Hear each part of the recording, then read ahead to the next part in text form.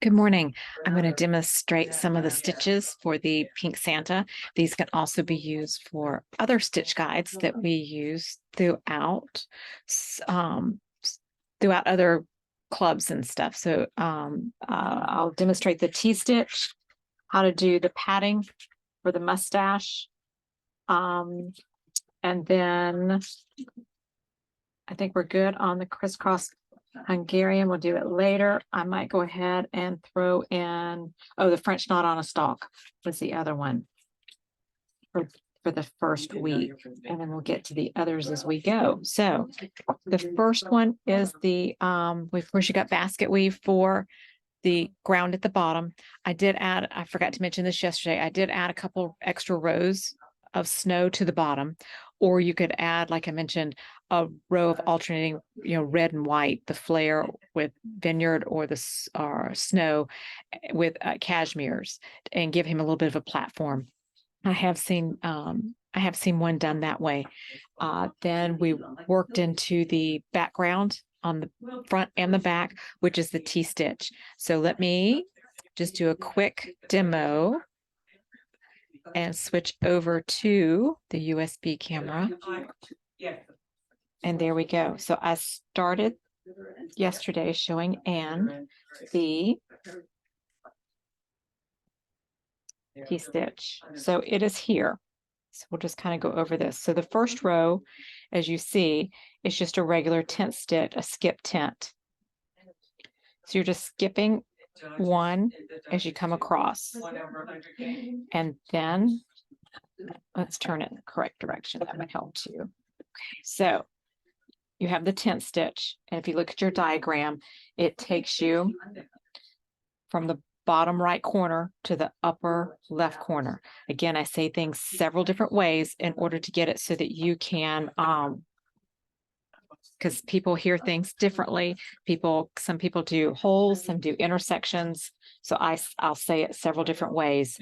So the stitch guide has you starting on the left and working right.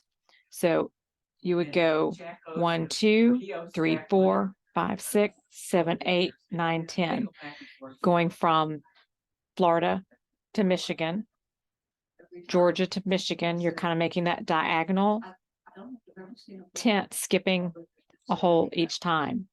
Then when you get ready to come back, you're going to come directly below here, directly below, and you're going to go your tent stitch in the other direction. So this way you're going from Maine to Texas. You're going to skip a hole, go over, and you're going to go from Maine to Texas. Skip Maine to Texas, skip Maine to Texas. And then, of course, when you get ready to come back around, back to the other side, you would just go back what you did in the first row. Florida to Michigan, Florida to Michigan. And you just keep going back and forth. It's this T-stitch, and you do come in. As you're coming in, you do come in.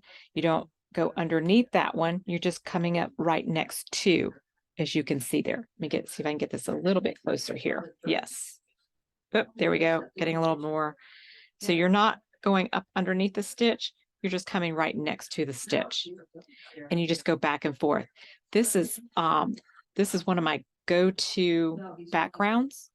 Sometimes I like to use a silk lame for like a shiny sky with stars. It's great too that if you wanted to let another color come through, so if you used a slightly different shade, it lets the other color come through. So if you were doing a water and you wanted to let the darker color come through, use a lighter thread, or in a sky, it it works really well, especially for backgrounds. So that was the first one. Then the second one, we went back to the face with basket weave intent, the mustache. So with the mustache, you can, and of course, I velvet. So we're going to pad it with velvet. Velvet has an inner core to it, and then it is wrapped in the velvet. It makes it sturdy, and it helps prevent it from mushing. like regular threads would.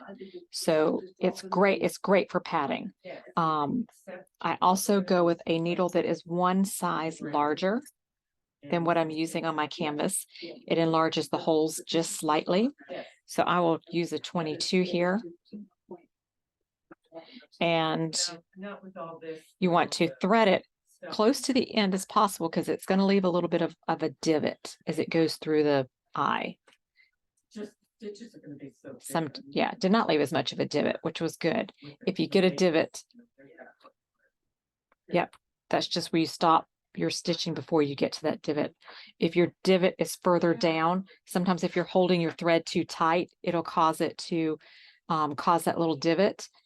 If it's a long piece of thread, but nothing longer than my thumb to my elbow, I will bury the divot underneath and then keep going with it. Keep using it. So on the mustache, and anytime with padding, you want to go in the opposite direction of your final stitch. So if the final stitch on the mustache is a diagonal stitch, as you see here, then we want our padding to be horizontal and vertical. If your final stitch is going to be horizontal or vertical, then you want that padding stitch to be diagonal. So if you were doing straight stripes on a candy cane, then you would, or a broomstick, you would take those padding stitches, you would take those diagonal. And I do have here, actually, I can just show you real quick here. And that's what we did on this broomstick here. For decisions, is the padding underneath is diagonal. Then we took the silk ribbon and just went straight across with it and laying it flat. So that's just another way to use padding. Padding is great on anywhere you want to have it stick up off your canvas, either slightly or a lot. You can add as much padding or as little padding as you would like as well. So if you want his mustache to really pop out, then you could do a lot more padding. So with the padding, you would, and I'll just kind of go right where we were, you would take them the length that you're going, leaving one canvas hole or two, depending on how much padding you want, from where it is painted. So if it's painted around here, I don't see a pen real fast. Here, I'll just get this marker here. So let's say his mustache is sort of, we'll just do that for padding. So what you want to do is you want to come in a stitch or two from where it's painted, because your final stitch will come right there at the painted area. So then you would just fill the area with some straight stitches. You can even go and you can actually come up in the hole on the same side you just went down in. Not only does it save thread, but you don't need the padding on the back side. So you just kind of come in. You can, like I said, you can go back and you can add some added padding depending on how poofy you want it to look.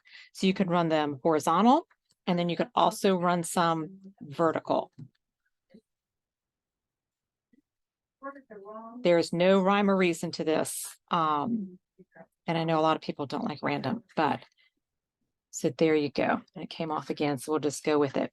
So then you're going to take, and you do that with the velvet. Another good one for padding is pearl cotton, because it's a little bit thicker as well and holds up. Let me pull that so it stays out of the way. Okay, so then when you get ready to start, you would then start out at your painted area, and you're just going to run your diagonals. And you're just going to cover that area, trying not to pull too tight. You can also go back over it if you need to. If you still see some, then you can kind of go back over. And it just gives it just a little bit of poofy there. Yes. Yes. And that's how you do padding. You just keep covering and filling in. Yes. So that is padding. Let's see, what else did we have here for this week? We have padding, and then we go into leaves and trees, the Calum stitch, and the bunny in the basket with the stem stitch. We will do all that at a later date. Oh, French knot on a stalk. I knew I was forgetting one. Okay, so French knot on a stalk. Let's go back to just a French knot. So a French knot is, of course, French knot. Up through the canvas, hold the thread with your left hand, forefinger and thumb.